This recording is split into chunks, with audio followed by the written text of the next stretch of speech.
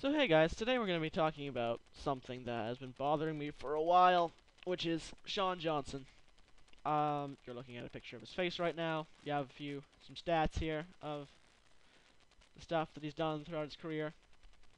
Now, I've always thought that this guy was just terrible. Like, he was the worst goalkeeper in MLS in my opinion. He's not very good, I don't think. But, despite my opinion, he's still the #1 goalkeeper for the Chicago Fire. And he's on the United States under-23 national team. He's had a tryout with Manchester United. He's trained for a week with Everton. Like, these are good teams that are going after him. So, now I'm gonna go over some of the reasons why I don't think he's that good, and why I think that he's not as good as people think he is. And I'm gonna be going over a few highlights of some goals they let in, which I think were preventable. Okay, so this goal is probably the most infamous goal that he's let in. This is a goal that he let in for the United States under-23 team in Olympic qualification against El Salvador. El Salvador. So, as you can see, he shot, and that does not look very good. So, behind him here, you can see, you know, he's already, even though that the ball hasn't even, like, gone here, he's already starting to go into a dive. Takes a bounce. Whoops. Let's get back here a bit. And, if he just stayed on his feet and taken a couple steps to the right here, he would have stopped this very, very easily. This is not a hard shot to stop at all. Granted, it takes a bit of a weird bounce, but, this is a preventable goal. If he just stays on his feet and, doesn't just dive willy-nilly, then he stops this one easily. And, bam. Very happy El Salvadorians. United States eliminated from Olympic qualification. Just like Canada was, sadly. So this next one is a goal against my Vancouver Whitecaps at home at Empire Field. As you see, we have Camilo out here at the free kick. So just waiting for this free kick to happen. Here's a free kick. Big ugly rebound. Gershenkope hits the post. Hasley manages to bang it in. Some mad dancing skills there from Hasley. People happy. Very upset Chicago coach. Come on. 10th goal of the season. Okay. So, let's go a little farther. As you can see here, when he's diving, he's going to fist this. He's always going to fist this one away, even though he could probably catch this one and prevent this really big rebound and hence prevent the goal. But if you're going to be palming this one away, then what you gotta do is either hit it really hard so it bounces past these guys and out here at the top of the box, or deflect it into the corner here so it's just out for a corner. But instead, he palms it right in front. Kofi misses that, but Hatley's able to put it in. And yeah, you get a better angle of it back here. Here's the ball coming in. I can't get right on the frame that I want. Yeah, you see right here. His hands are already in fists, and he's trying to punch this away the whole time. This is something you should be catching very easily. This should not be hard to catch. And again, even if you are going to tip it away, you got to tip it away into this kind of area, or out here. You can't just palm it like 3 feet in front of your own goal, because you're going to get scored on. This is one that he let in against the Columbus Crew. So as you see, fairly nice build-up play.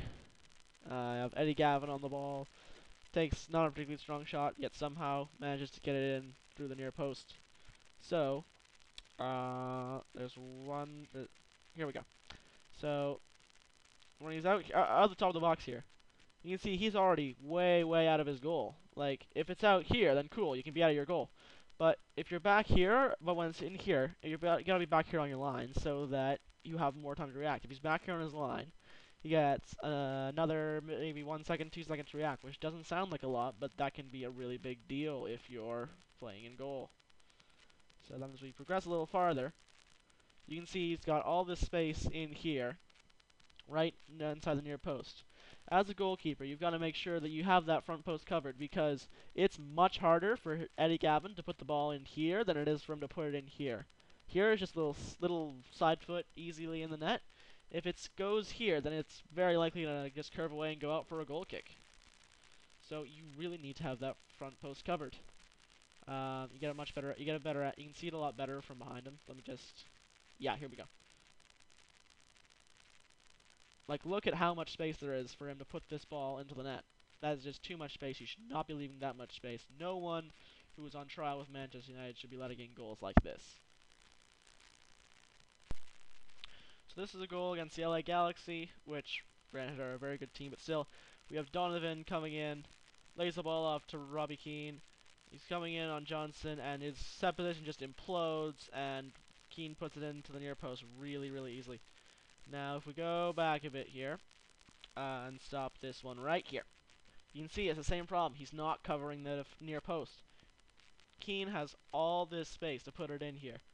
And then you see when you go a little bit farther, he's not expecting him to put it near post at all. He's totally expecting this. Even though he gave him all this space here, he still expects the guy to go here.